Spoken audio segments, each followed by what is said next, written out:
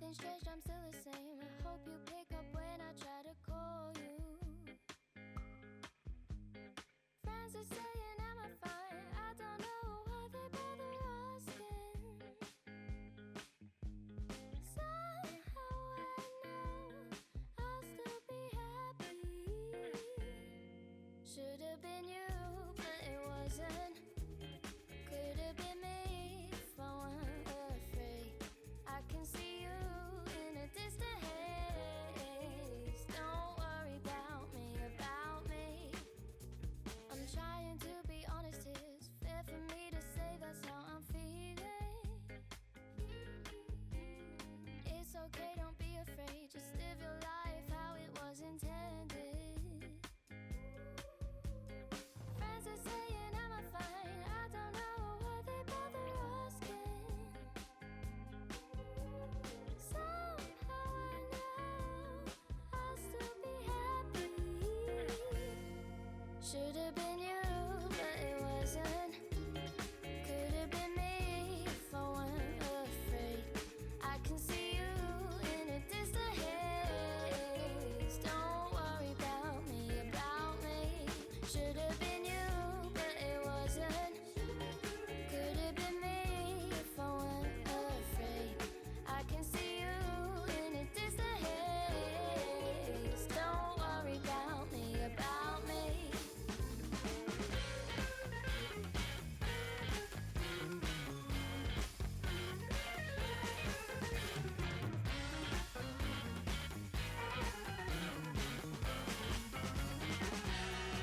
Should have been you, but it wasn't. Could have been me if I weren't afraid. I can see you in a distant haze. Don't worry about me. Should have been you, but it wasn't. Could have been me if I weren't afraid. I can see you in a distant haze. Don't worry about me.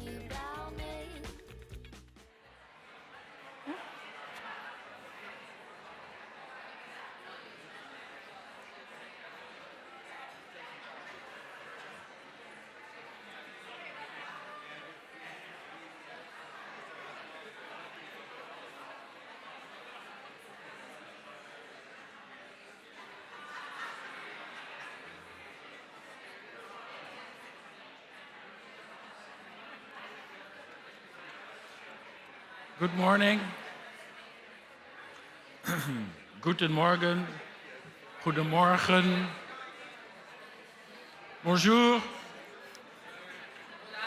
Buenos dias. Hola. Bom dia. You know a lot of languages, Hans. Not just a few words. You know, Okay.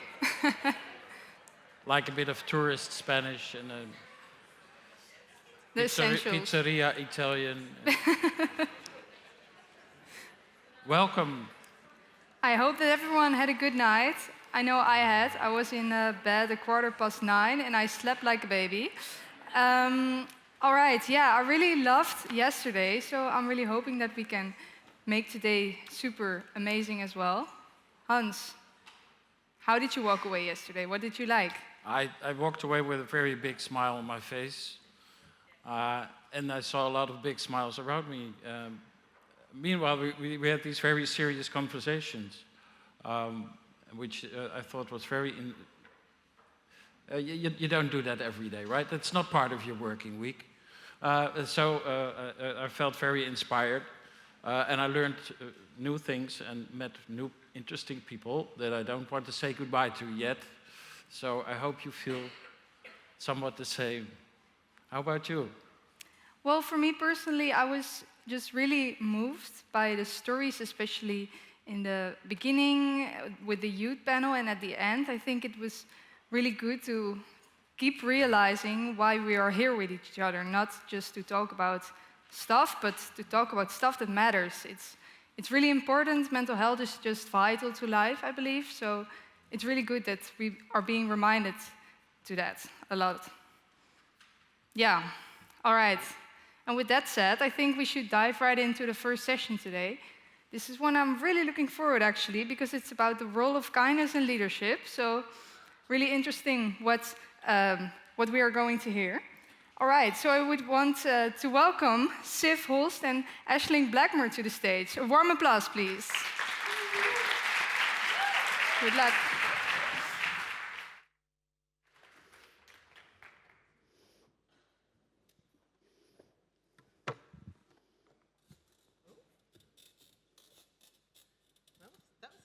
So we are set. We're here. And there are some of you here, and you look rather fresh for a Friday morning after a few days of conference. Yeah, bright and early. Thank you for coming to join us. We're delighted to be with you this morning. So my name's Aisling Blackmore. I work with the GLE team. I'm the Emerging Leaders Coordinator and also the International Lead for Disability Incoming. So I'm usually based in Perth, Western Australia, on the lands of the Whadjuk Noongar people, but delighted to be with you here today in beautiful Utrecht. Yeah, my name is Siv Holst. I'm the Vice Chair of Disabled People's Organizations Denmark, and quite a number of things. But really inspired by yesterday, let's put all those aside. I want to say I am a proud woman with a disability. And maybe that's really a key topic that from what I gained yesterday is to be able to be proud, having a disability, not in spite of a disability, but of all the experience you've gained, all the insights you gained, and to be able to use that for something good, for better understanding, for change for the future. I completely agree. I was thinking about the youth panel, which was mentioned, and some of the speakers in the disability stream who, like myself, I'm somebody with mental health experience and neurodivergent, who use those experiences to inform their leadership in really powerful ways to better include and serve others. So with that, should we jump into some of our kind of deep dive ideas? So the overall topic is the role of kindness in leadership. And Sif and I have two complementary projects that we've been working on that we're really excited to share with you today. And so for me, in 2020 and 2021, I led a project to try and figure out how can new leaders and existing leaders across disability, mental health and substance use work really well together. We know sometimes there are people who have many years of experience and lots of insights, and we don't want to lose those. We also know there are new perspectives, people who have long experience with their own lived experience who are now coming into leadership, and also younger people and people all in many ways in between. So how can those two groups of people work well together? So as part of the project, we asked 93 leaders from around the world, from many different perspectives and experiences, about what actually helps to develop them and to develop others as leaders. And one really clear starting point emerged: kindness. That was the first step for all of these different leaders from 11 different countries, from across all our three sectors. Kindness is where we need to begin. But importantly, it's not one-directional kindness. It sort of sounds simple, but it's more than that. It's kindness to ourselves, kindness to others, but also kindness to the world around us. So a very holistic idea of, as leaders, where do we need to start and check in? And from that starting point is actually where we can build genuinely inclusive and collective leadership to pursue thriving, self-directed lives for everyone. Simple, right? Okay, let's keynote over. Let's off we go and do it. No, we also got some clarity on why this doesn't happen. So a couple of examples. So one, we seem to get stuck in some pretty unhelpful mindsets at different times. I wonder if you've heard any of these phrases or some similar ideas before. We tried that 20 years ago and it didn't work. Oh, that person is just always blocking new ideas. They just need to get out of the way. Never? No. Talking to government people is like talking to a robot. They just don't get it. Spot the not-for-profits.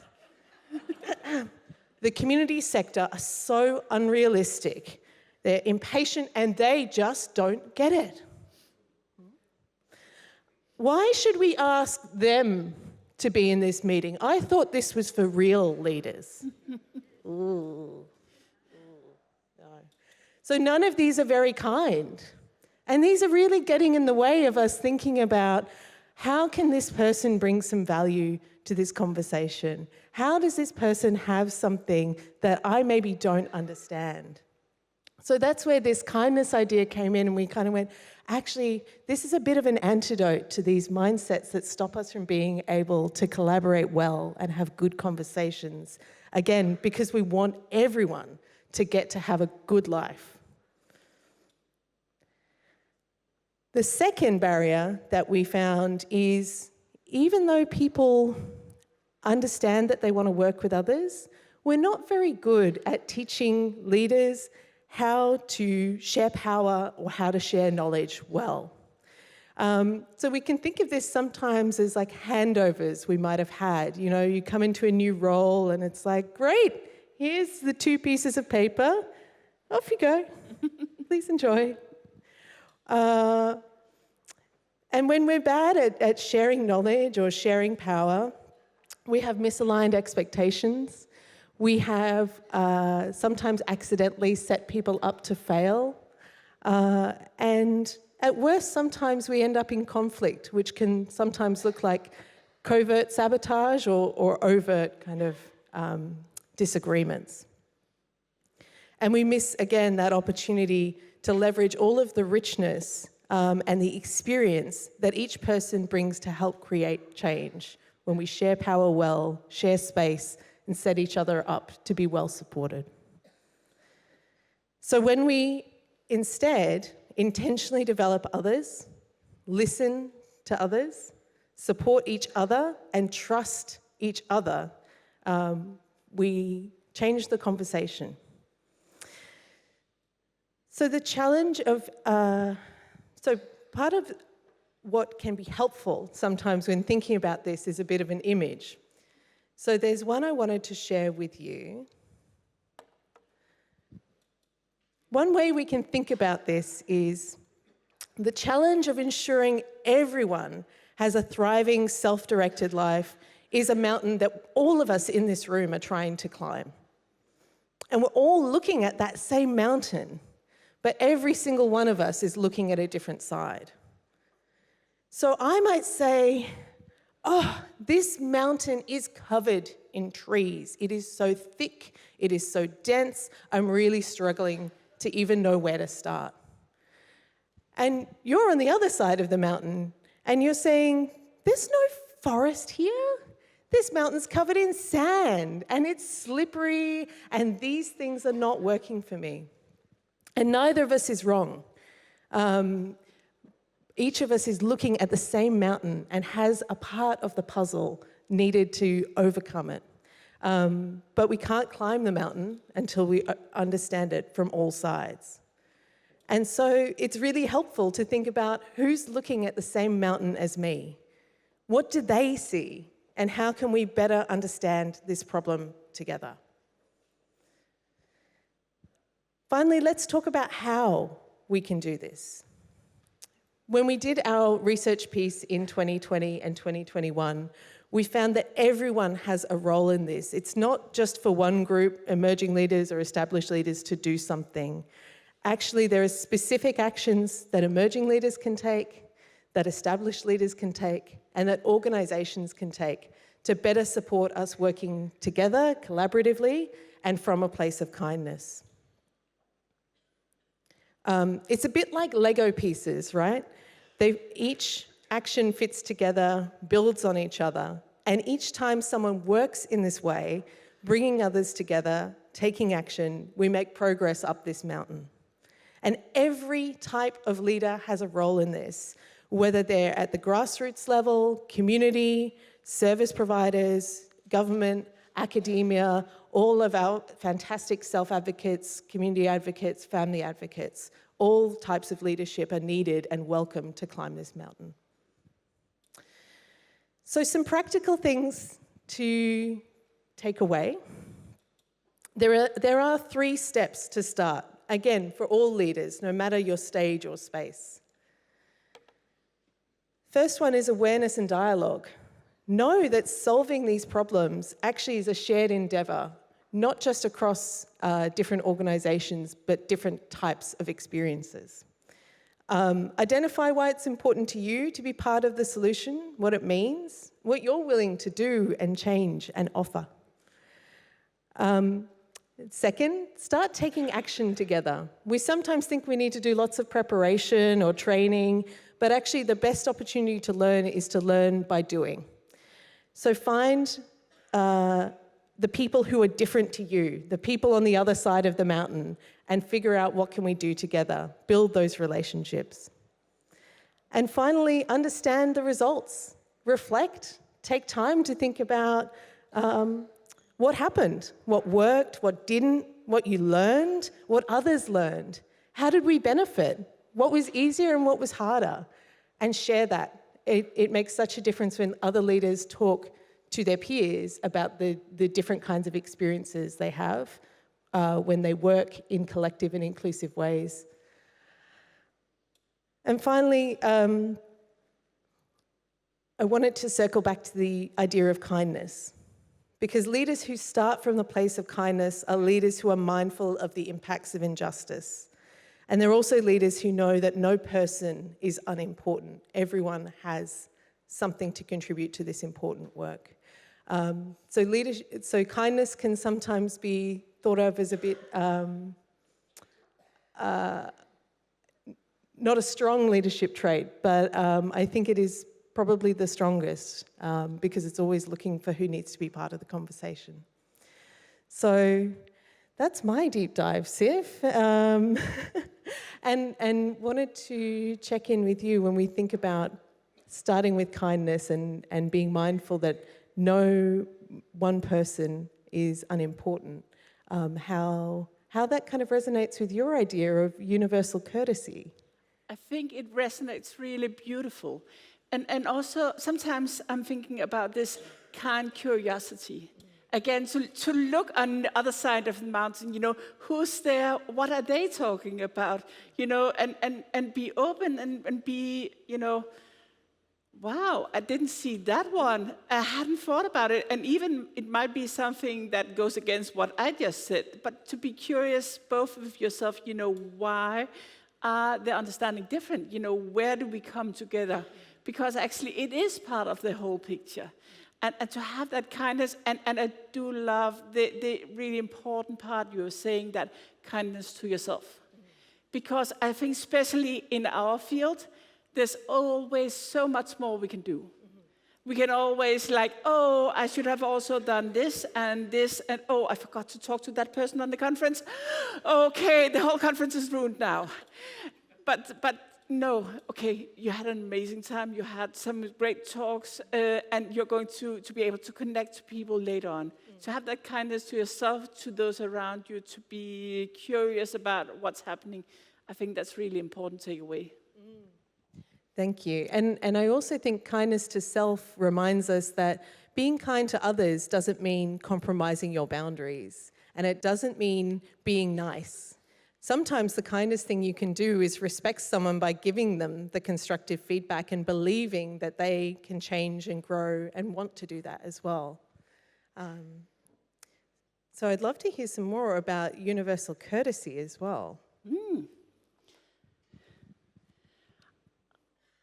Let me see if I can change.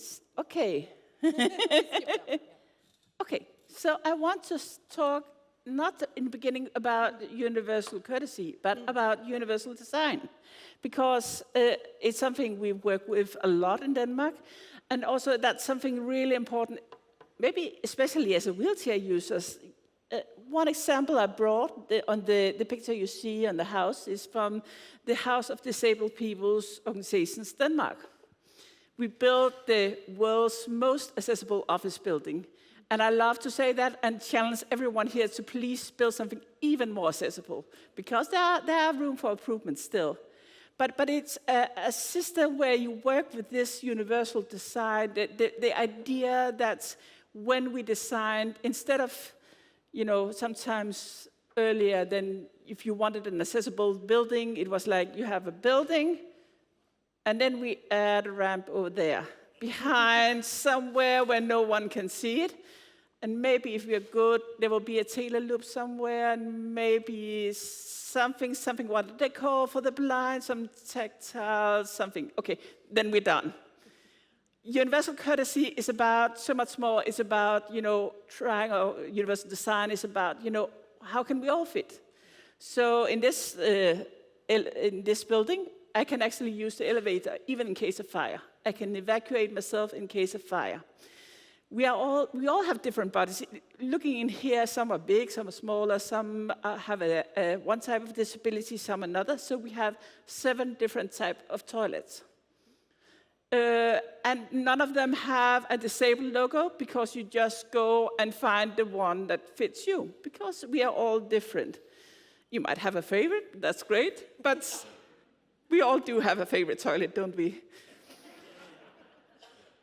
So we have break rooms, because sometimes you need just a break. Sometimes you might have a back problem, you need to lie down just 5 minutes. Maybe you have that you just need a break from all the talking of the colleagues.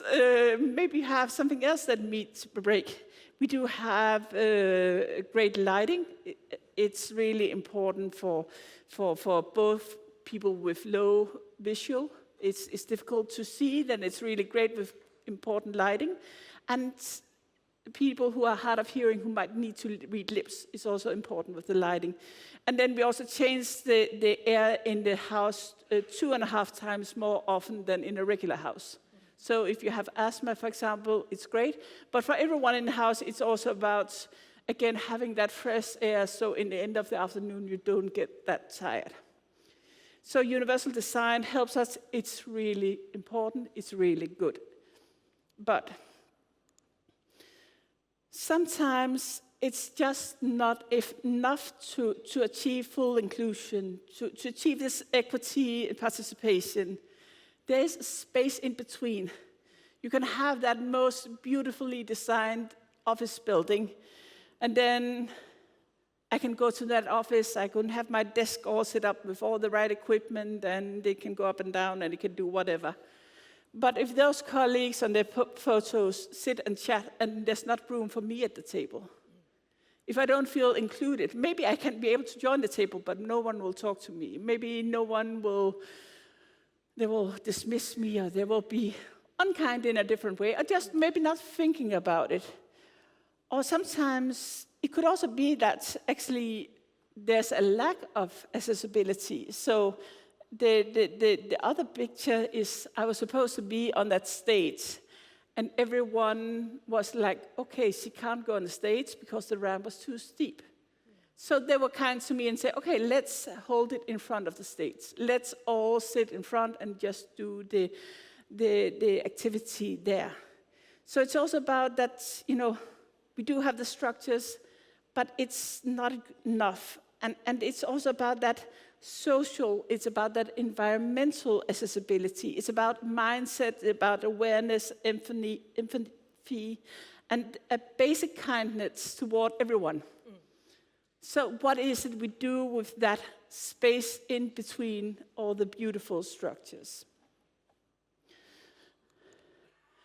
And that's why I come up with universal courtesy, because we all want to be met with courtesy. We love checking into that hotel, which is, where they are so courteous, and they are like, welcome, we have been waiting 2 years to see you. okay, they don't know who I am, but whatever. They make me feel welcome, and it's great, and they ask if they can help me in any way, and they, okay, you need this one, then we'll have someone arrange it to you.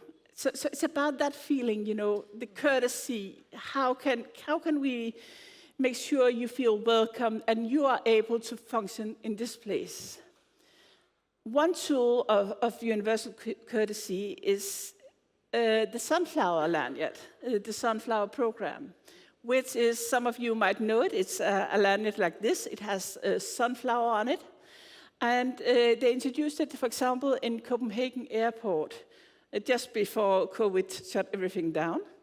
But anyway, they took the time, they educated all the staff, everyone from cleaners to security staff, and saying, what's a disability? Not all disabilities are visible. And, if people look at a screen and say, when is my flight? It's not because they want to annoy you. Maybe it's that they're dyslexic. Maybe they just can't read that far away. There could be many reasons. So be kind to someone else. It's not about getting special advantages, the sunflower lanyard. It's just about, if people ask, see if you can help them in some way. To have the courtesy of just, reaching out and say, okay, what can we do? If someone has the lanyard on, looks lost, then, can I offer you help in any way? And then see if you can do something to help them.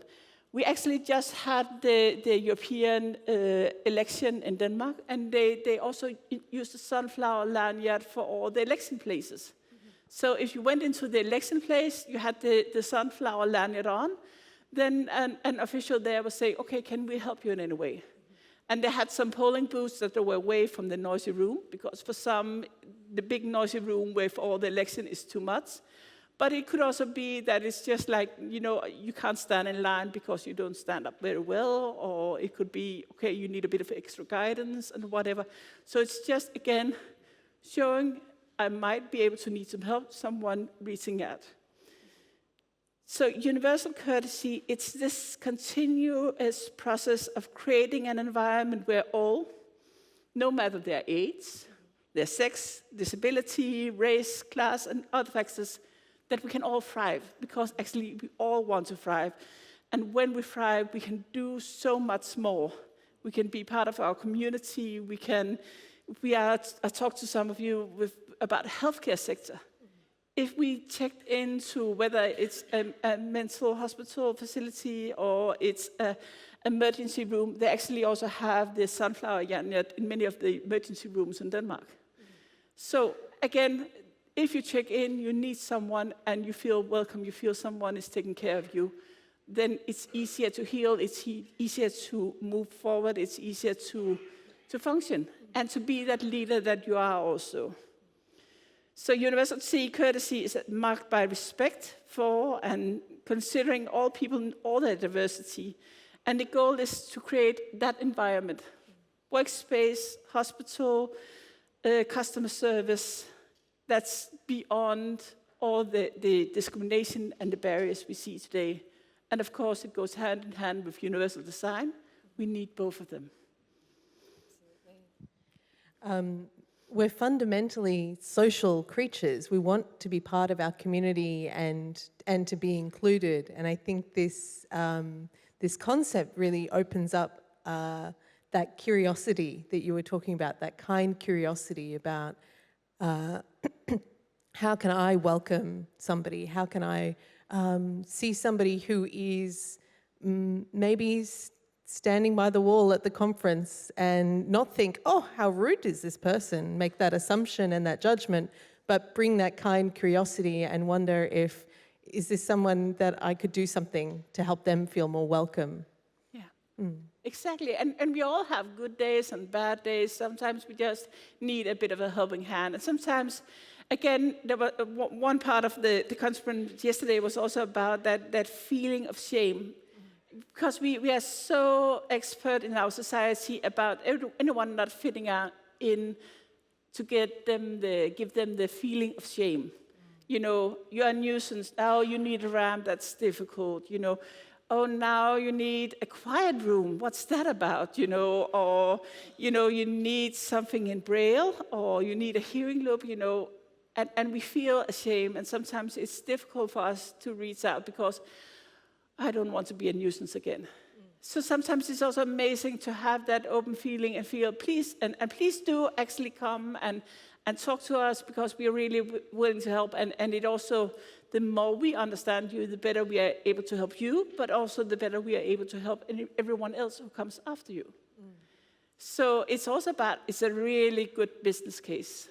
So to all of those who have the business out there, if you can get those customers and they feel like, okay, this is the place to shop. There's been actually a couple of companies in Denmark, some stores who said, okay, let's do some quiet shopping. For example, if you have autism and you can't manage a lot of people. So we say, okay, Wednesday between 5 and 6 or between 7 and 8, it's closed unless you have an appointment to stop.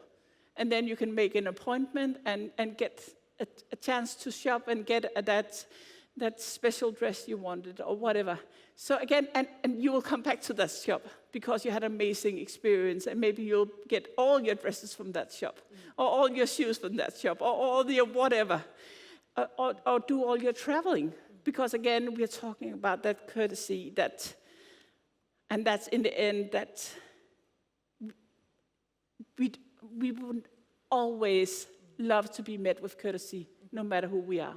So let's sure that we meet everyone with courtesy and not those who just fit some kind of society mold. And I think that applies equally to our leadership. That sense of when we're coming into a space and we're feeling unsure about our role there, that starting with kindness, that supporting people to thrive, improves companies and businesses and community organizations equally, whereas we're made a little bit poorer each time somebody comes in, feels that they can't be themselves, feels that they can't actually contribute and leaves. We lose their unique contribution, their unique perspective that helps us move forward on our journey towards more inclusive and more equitable communities and societies. So. Also from what you were talking about, we've all been there, I think, that at least I think everyone has been there, to walk into that room, having something important to say, and then you just, either people will come with that snide remark, or just people look at you, and then they will continue talking about something else. And you just say, okay, I'm not really welcome here.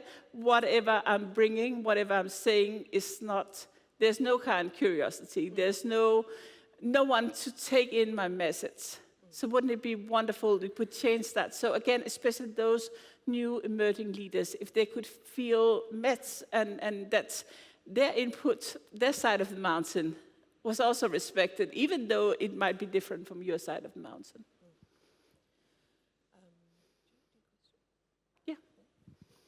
We have a bit of time, so we're open to your kind curiosity, if there's anyone that has questions. Unless you're all asleep.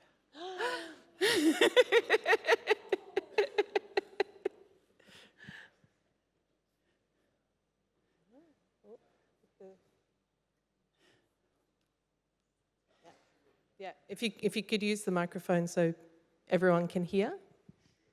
Thanks, Charlie. Hi, Sif and Aisling, that was fantastic. I was involved in the research with Aisling, and it's great to see the lessons being extracted and shared. I think what Denmark have done in terms of that house for disabled people is just absolute 7 toilets. I think that needs to be the mark of accessibility. 7 different kinds of toilets to fit everybody. We struggle in Scotland for 2, never mind, so we've got a long, long way to go, but that's the beauty of this experience, is the learning. And adding to the kind curiosity and the kindness is wise compassion. And that building on it, the compassion that then comes when you're curious, when you're kind, then it's the compassion, because I do think that's absolutely how we'll help heal the world. So thanks very much. What a brilliant way to start the morning.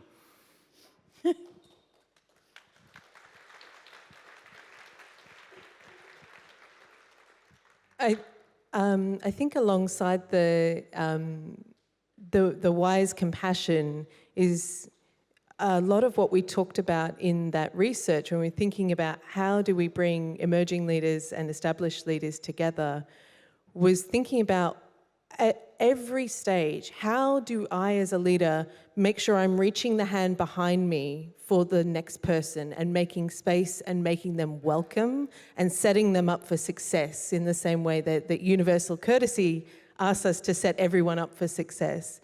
Everyone can do that. Established leaders and emerging leaders who are still on their journey can still be looking back and thinking, how am I bringing someone with me too, and making that space for them. So. But some of the amazing thing about this journey is also about, yeah, it's really important. Sometimes we say in Denmark, this is necessary for a person with disability, but it's great for everyone. So I talked to some of you also yesterday about this intersectionality, because one thing is having a disability, but it's also being a woman, being a man, being LGBT, but it's also that some of these tools, so when we have 7 types of toilet in a house, we also don't have one for men or one for women. Because again, you go in, so no need to discuss whether you're one thing or the other or something completely different, because it's just a toilet and you choose the one that fits you best. Hi there, I'm Victoria Erskine from Australia. I'm really interested in this topic because I've explored it from the perspective of my field, which is professional communication, and ran a seminar last year on compassion and kindness in our field. And one question I have for you, following up, Aisling, from your research, is about, I was lobbying our professional association for some kind of framework around a KPI of kindness in measuring our profession, because we have a framework for professional practice for public relations and strategic communication. And there's all these great technical skills and also management skills and things. And I'm thinking there's a little gap, and I'm wondering if that's something that might be the next stage of your research, or have you got any thoughts on that? Or A KPI of kindness. I think it's such an interesting idea as well when we bring it back into that idea that there's kindness to self, kindness to others, and kindness to the world around us. I don't imagine a way that it would be easy to kind of quantify, right? We do love kind of a number that can sit on a dashboard and look good in a report, but I wonder if rather than a KPI, kindness really becomes a framework when we're checking in, when we're making decisions, when we're thinking about, oh, I have to give someone this difficult feedback. If maybe the helpful way to think about kindness in our leadership practice and think about it consistently is a decision-making tool. Okay, how am I being kind to myself right now? How am I being kind to others? And how am I being kind to the world around me as I make this decision and move through this? What do you think, Siv? I think it's amazing, because I do think it's important. And again, I love that, being kind to yourself, because sometimes it is difficult, especially when you want to save the whole world and you want to be kind to everyone and you want to keep kind to the whole world, and we have the climate change and we need so much to do. But sometimes you just need to maybe sleep late one Sunday morning. Absolutely.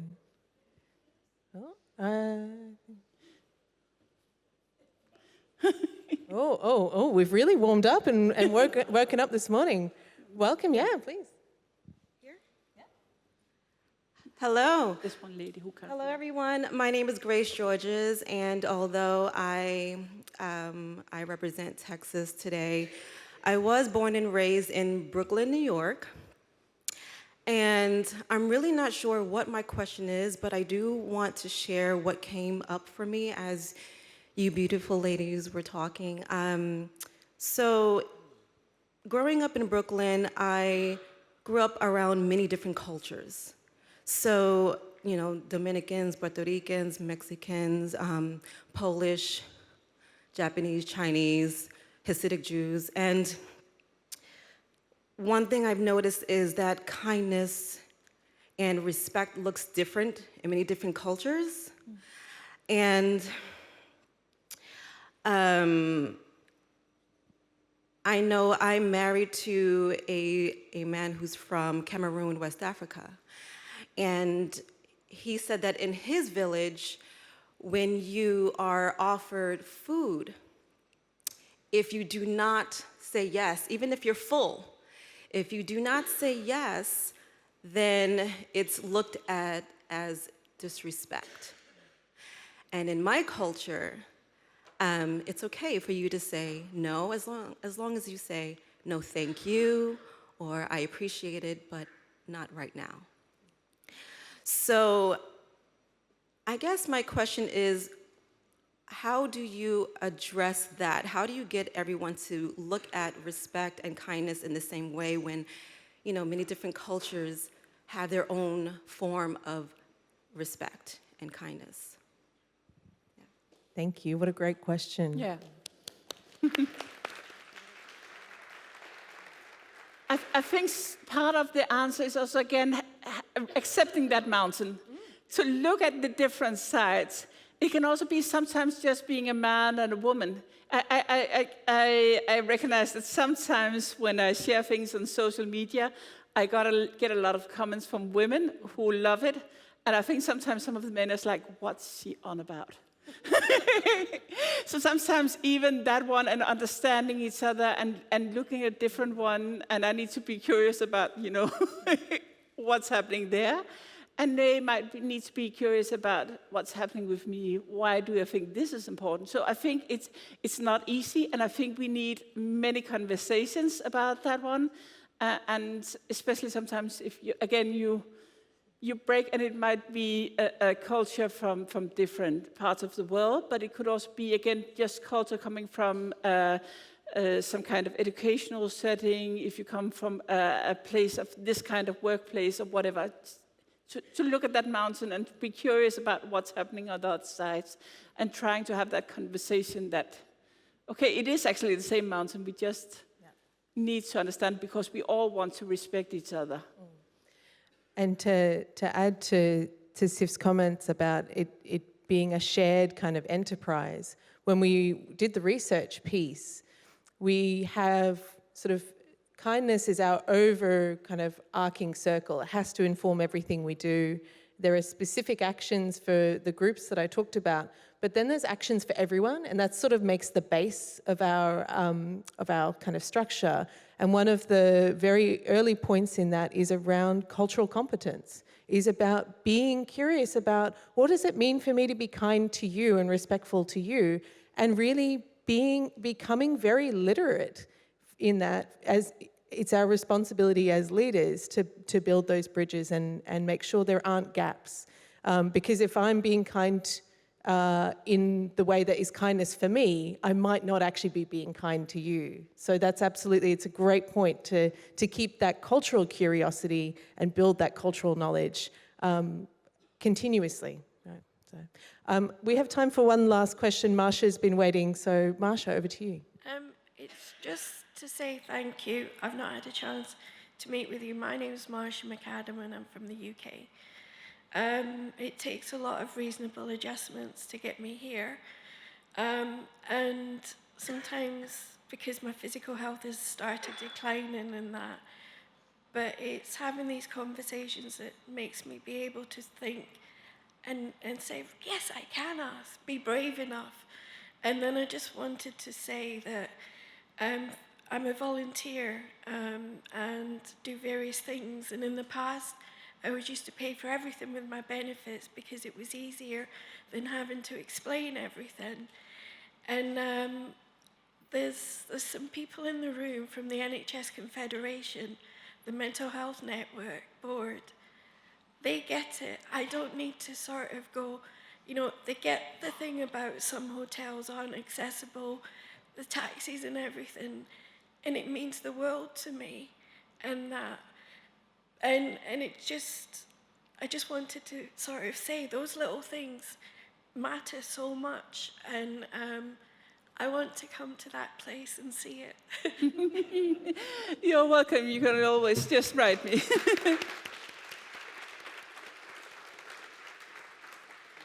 And I think we do need to remember, I heard, and I can't even remember the phrase right now, but to have that, again, sometimes it's so hard, keep insisting that it should be accessible, keep doing all the research about which hotel can I stay at, how do I get from A to B, how do I get this, is there a good chair for me, you get really tired because there's so much work. And sometimes it's amazing if the conference organizers or those inviting you are doing some of the work. I was elected to the Women's Council of Denmark 1.5 years ago, and I'm the treasurer there. And some of the times I actually almost cry because they are kind towards me. And there is not that, okay, the building is completely inaccessible, but without ever letting me know that I'm a nuisance, we hold every meeting at a different place. So all the different organizations who are members of the Women's Council, they offer their space for one meeting, which is accessible. And it's no one ever mentions it, it's just done because they want me to participate. And that's also something that we can learn from that. Sometimes it's also about not letting that person who needs that quiet room, or needs that wheelchair access, or needs a special transportation, let them do all the work. But sometimes to at least have that curiosity and say, what can I do if you are uncertain? Or offer, say, okay, we researched this, can any of these hotels fit you? Because that's also a major difference. Thank you, everyone. That's our time. Well done.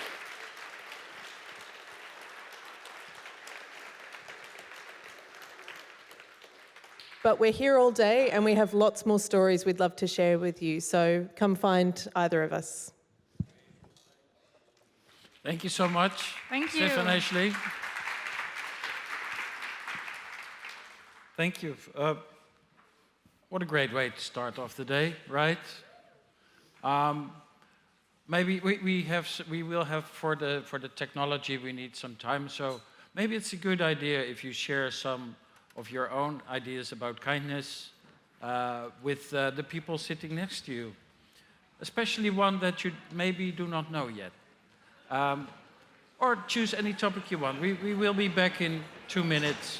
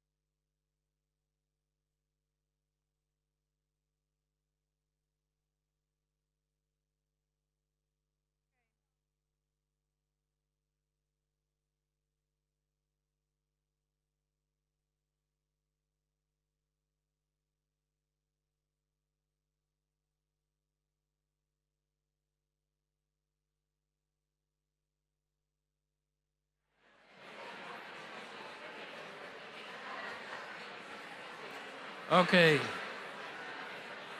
We may have started something that you want to continue.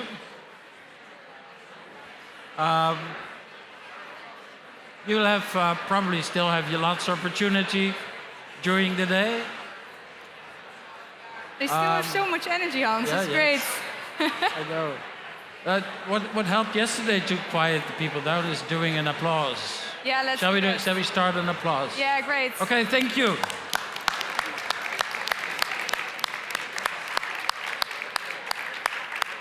People in the back, can you hear us? Wave to us. Yes? All the way in the back. Even further in the back. They won't stop talking. Maybe the Queen can come in again. Yes. That would help a lot. Okay, so without further ado, I'd like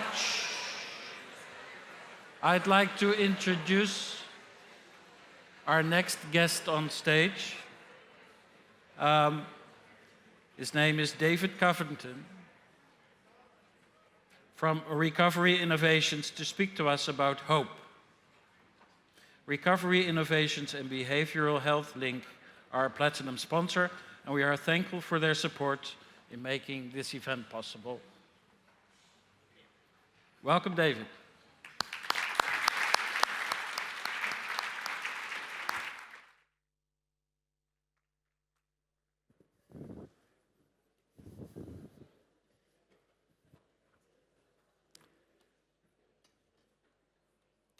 Anyone can get broken. Anyone. Those were the words of a U.S. Marine, Silouan Green. But he didn't believe those words when he started out. In fact, in the Marines, the phrase is unbreakable. And he looked at suicide the way so many in society do. That it happens to those people. It happens to others. It happens to the weak. But Silouan was anything but that. In 1994, he went to the military academy, and they have a contest every year for the Marines. It's like a decathlon. There's actually a trophy, and in 1994, his name is engraved as the toughest Marine for winning that contest. He thought someone who was taking a mental health day wasn't up to par. He believed all of that and lived all of that until his jet crashed in a training exercise. His instructor was killed, he broke his back, and over the next year, he struggled with the impacts of that and spent most of his time in a suicidal state. He bought a motorcycle, and he decided to ride off into the West where he would end his life, or maybe not. Maybe he would find a way forward. During that time, he met a young woman that he saw just a couple of times. As he was leaving town with his motorcycle, he saw her, and he mentioned not his suicidal plan, but that he was going to ride off. And she said, you know, I was thinking of taking a break from college. He said, you should come with me. We would have more fun. They spent months driving the country, and 20 years later, they have 9 children. He has his own tribe now. When I first heard that story, it cut to the core of the way we think about suicide. Even those of us in the suicide prevention and mental health community have a hard time with this concept. And I think the brain, there's so much to already fear in life that suicide could happen to me too is something that's just a little too much for us to grasp unless we've been there. And for those individuals, they keep it to themselves, even in this room. I do this work, and almost every time I'm at a conference, somebody will disclose to me something they haven't told the rest of you because of the stigma, because of the discrimination. We only talk about suicide in most of our societies when someone dies, when they tragically lose their battle. But in fact, many more struggle and find a way forward. Some claw forward. Some grow from the experience. So in 2020, we determined to make a documentary and tell more of those stories. It hasn't been that long ago that not many of these stories were told at all until William Styron wrote A Darkness Visible and began to describe his own suicidal depression. So we decided to tell 6 stories, and I'm going to share a brief trailer of Moving America's Soul on suicide. And then I'll come back and tell you where you can see it.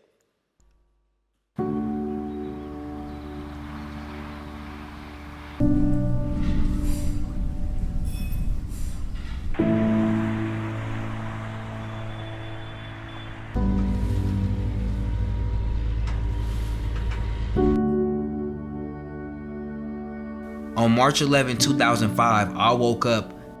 It was like I felt every painful moment in my life that I didn't deal with, that I didn't address, that I didn't think mattered to me, I felt in one morning. Some of my friends and family came to visit me, and I remember the look on their face.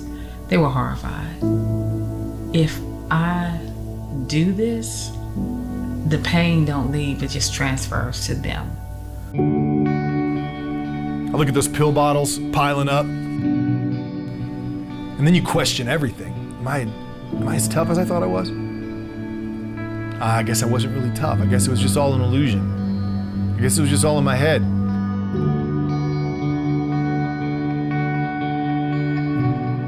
There's no one on this planet who doesn't know what it's like to hurt, what it's like to feel, what it's like to cry, what it's like to think you are absolutely broken. Everyone knows those kind of thoughts. I go to that dark place, but I don't stay there. I was never supposed to live in there. We're supposed to go through the dark places, And I think that, when they say the light at the end of the tunnel, the light is not an illusion, the tunnel is.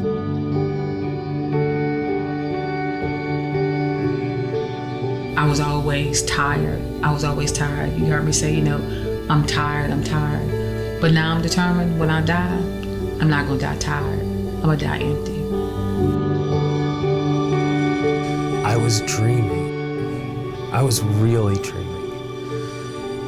For the first time in my life, I was learning to visualize my future instead of remember my past.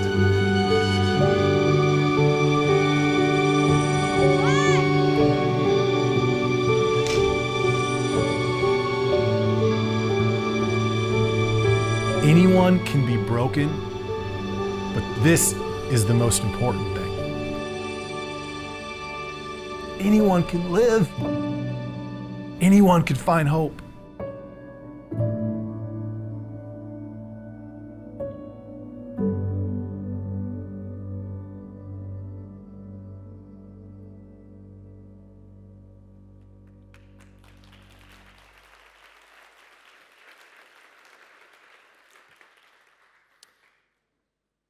The film is available on YouTube. You can see it anytime. Help us get to our goal of breaking 1 million views in the first year. We're at about 600,000 so far. It's also showing in the Neon Room. There's a quick trailer of it that's about 15 minutes long, a little bit longer than this. We're actually doing a second film with 6 stories from around the world. We've already filmed in Sydney, Australia. We're going to Sao Paulo, Brazil, and Jakarta, Indonesia. Help us identify. We need storytellers we need one from Europe, we need one from Africa, and we also need someone from Mexico, so help us out. These stories are around strength, they're around hope. If it's too much about the pain, it gets really hard and triggering. But if it's too light, it feels like propaganda. So anyone can be broken, but anyone can come back. Thank you.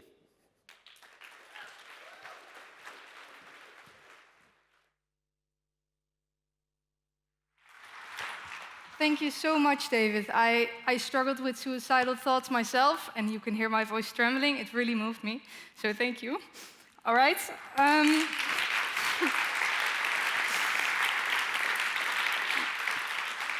Yeah, I think it's good for you guys to see that it's a super important topic. All right. We're moving now into the next breakout sessions. I think we have a breakout session here at Polar and some in the breakout rooms. So have 5 minutes now to take a breath, get something to drink, and move to your breakouts. Warm applause, please.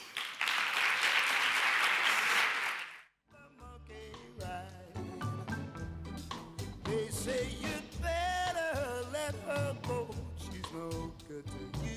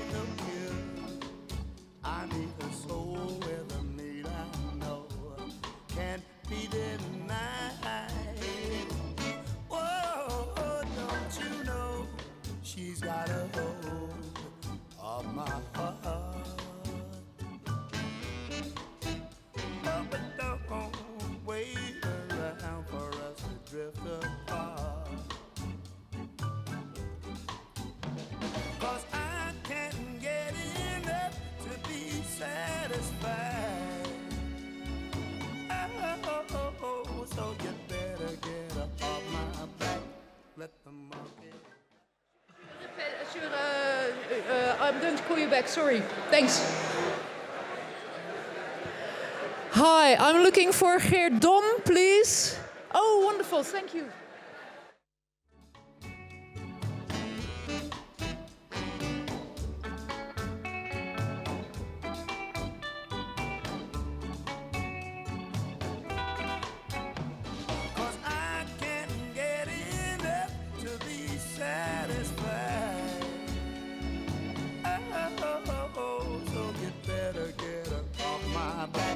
Let the monkey ride.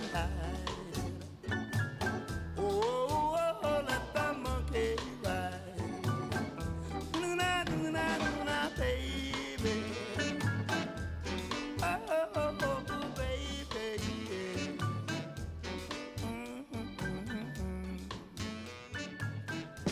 Don't know what I need. Remember when you used to care? Both your hands still running through my head. I kissed you, but you left me in a hotel room, apartment number 22. I'm not my mind. You're on my mind.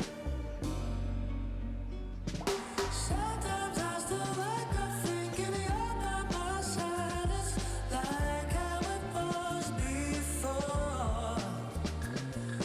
Underneath the weight of everything, I'm so tired. It's out at night, 'cause I can still feel you by my side.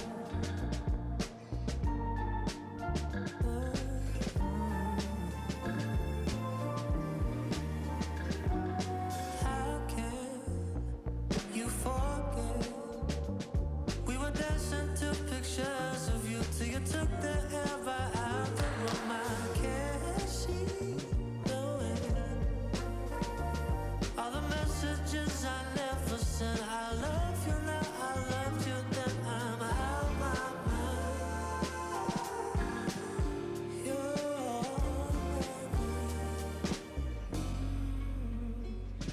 Sometimes I still wake up thinking you're by my side. It's like how it was before. Underneath the weight of everything, I'm so tired. It's out at night, 'cause I can still feel you by my side.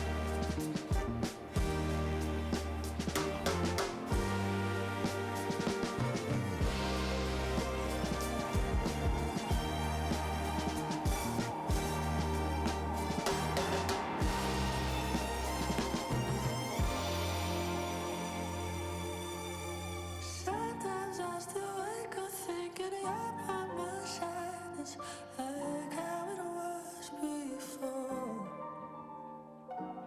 Underneath the weight of everything, I'm so tired. It's out at night, 'cause I can still feel you by my side.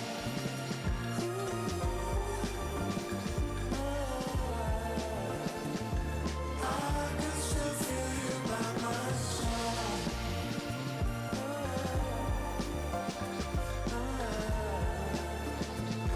I can still feel you by my side.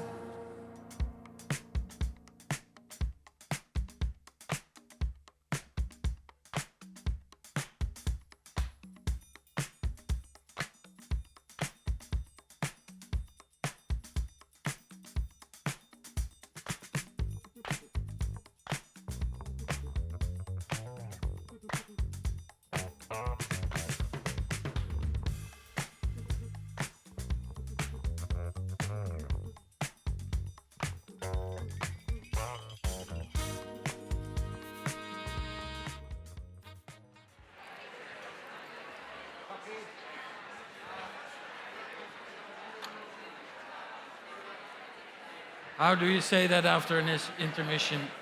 Welcome back. Welcome back. Yeah, I would say so. Maybe it would be nice if the people in the back move a bit forward again so that it's all nice and cozy up here.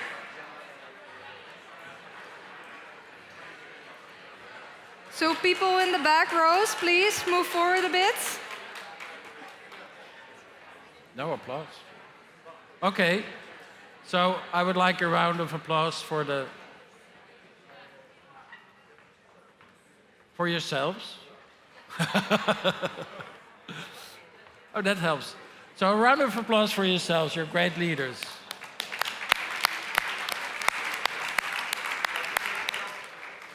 Yeah, now that we have your attention, please, people in the back, move forward. Even if you think, oh, I'm in the middle, I'm not in the back. Also, please move forward. That's a lot more cozy if we all are uphill. Ah, perfect. I see people happily moving. That's great. All right.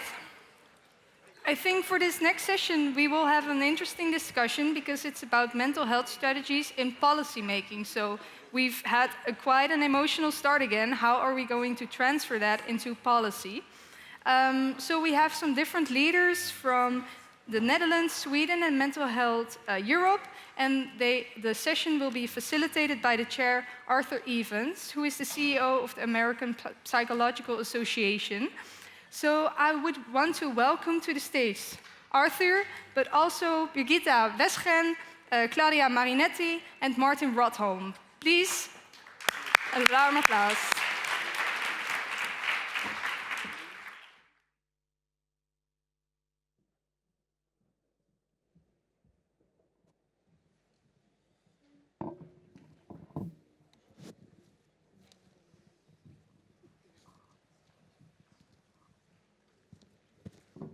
Good morning, everyone. Now, in my country, I am Baptist, so when I talk to you, you have to talk back, okay? So good morning, everyone. There we go. All right, very good. So we're going to have, I think, a very interesting discussion about mental health policy. And we have three great people. They're going to introduce themselves. And we're going to start with the question about, as people who are responsible for mental health policy or having been responsible for mental health policy, what are the big challenges that you're facing in those roles? What are the things that, in the United States, we would say, what are the things that keep you up at night as policy people? What are the big challenges that you're facing? Go ahead. All right. Hi, I'm Claudia Marinetti. I'm the Director of Mental Health Europe. And for those of you who don't know Mental Health Europe, we are the largest independent organization at European level that works on the promotion of positive mental health, prevention of mental distress, and the protection of the rights of persons with psychosocial disabilities. We do various work, we do capacity building for our members, we do a lot of communication. We are the hosts of the European Mental Health Week every May, and of course we do a lot of work on advocacy and input in policy making. At the center of our work is persons with lived experience, and our membership is varied. We have persons with lived experience of mental health problems, their supporters, service providers, care professionals, human rights experts, everyone that wants to take a psychosocial and human rights approach to mental health. We work mainly at European level. Of course, we have a big focus also on the European Union, but not only. And lately, the work that we have been doing has been around pushing for a European strategy on mental health, trying to support a mental health in all policies approach, and at the moment also making sure that mental health remains high on the political agenda, but also that it remains high in its approach the right way, because the way that we are seeing things are going in Europe, there is a shift, there is a political shift, and so we need really to monitor that the human rights component of mental health remains relevant, and also we are really pushing for a paradigm shift away from a biomedical model towards a psychosocial or like promotion and recovery model, and we need to make sure that there is not going to be a focus going back into biomedical and commercially driven approach to mental health. Great. So say a little bit about what are the big things that you're at the top of your list of at the moment. Yes. So at the moment there is asking for an EU strategy on mental health. The Commission has been working and making quite some advances. At the moment we have what is called a comprehensive approach to mental health, but we need something more. The Member States need a bit more guidance, which would come with a strategy that has benchmarks, indicators, proper mechanisms for monitoring and evaluation, and also, of course, proper resources and a budget that go with it. Then there is the mental health in all policies approach, which we've had some advances with this comprehensive approach, which we were really pleased after a lot of advocacy efforts that was implemented. But I think that we need really to get even further into breaking the barriers among the different sectors and the different silos, and then yes, the issue of the focus on mental health the right way and for it to remain there. Great. Martin. Go ahead, Martin. Hi, everybody. I'm Martin Rodholm, and I'm a regular psychiatrist from Gothenburg, Sweden. And maybe the reason I'm sitting here is that I have been working on the national level for like almost 10 years at an organization called the SALAR, Swedish Association for Local Authorities and Regions. That is, the communities, municipalities, and the healthcare providers in mental health. So that's why. And what's keeping me awake at night, you said? Actually, what's keeping me awake and what's in the media almost always is the vast and quick increase in need for children and youth concerning mental health issues. That's and also coupled to waiting times, actually. And never in Swedish history, so many children and youth has got access to specialist care. And it's increasing for every year, come years, 4, 5, 6%, 7.5%, just increasing for every year. And that's a big issue, I should say. The government, I think, what keeps them awake at night, a lot of things, but they're about to launch, for the first time in Sweden, a 10-year plan, national strategy for mental health care and suicide prevention. And we hope to see it soon. So that's about it. Thank you. I'm Brigitte Westgren. I work at the Dutch Ministry of Healthcare and am responsible for mental health. What keeps me awake is, well, the same things as you just mentioned. It is the accessibility of healthcare, mental health care for the people who need it. And it's the rising demand for healthcare at the same time, not only among youths, but also among grown-ups. So I was a policymaker for about 20 years before I got into the position that I'm currently in at the American Psychological Association. And one of the things I know about trying to advance policy is that you have challenges. It is difficult to change systems and to change policy, and often that involves changing the way people think and the way they work and those kinds of things. There are many people here who are in similar positions. What have been the things that have been some of the most challenging aspects of trying to move your agenda? What are the challenges that you've had in trying to solve some of the big policy problems that you have? Anyone can start. Well, I think in the Netherlands, the main thing is that to be able to address this question, we need to work together. So it's not like a government listening to all actors in the field and then deciding on policy. But to make a change, all actors have to be involved, take ownership, and you have to build a coalition together to move forward. You have to build a coalition on a national level, and you have to build a coalition on a regional level. And that's what we've been trying to do.